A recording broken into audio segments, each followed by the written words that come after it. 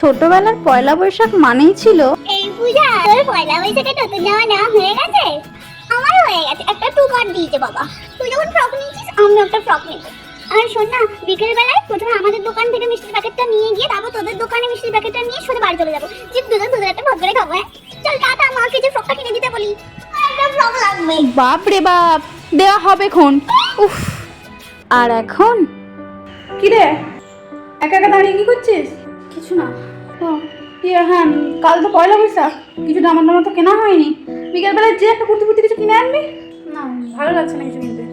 এমনি এমনি তো কারো ভালো লাগে না এমন তো নয়। এখন এরকম করছিস, ছোটবেলায় কি করতিস মনে আছে? একটা জামা কিনে দিয়েছি তাতে ওনারা হবে না, পূজার সঙ্গে মিলিয়ে জামা কিনতে হবে। ছোটবেলাটা ভালো ছিল মা, ওই যা আছে ওই পরে নেবো। নতুন বছরে নতুন কিছু করে যদি নতুনভাবে সবটা শুরু করা যেত তাহলে এক কথা ছিল। দেখ কালকে নতুন বছর আসছে, কারোর সঙ্গে কিছু মন কষাকষি হয়ে থাকলে মিটিয়ে মেটানোর পর্যায়ে থাকলে তো মেটাতাম। কেউ কেউ পিছন থেকে খারাপ কথা বলছে, সেগুলো কি করে মেটাবো বলো না? বেশি মনে অভিমান জমা রাখিস না, আমি আর কিছু করবো না।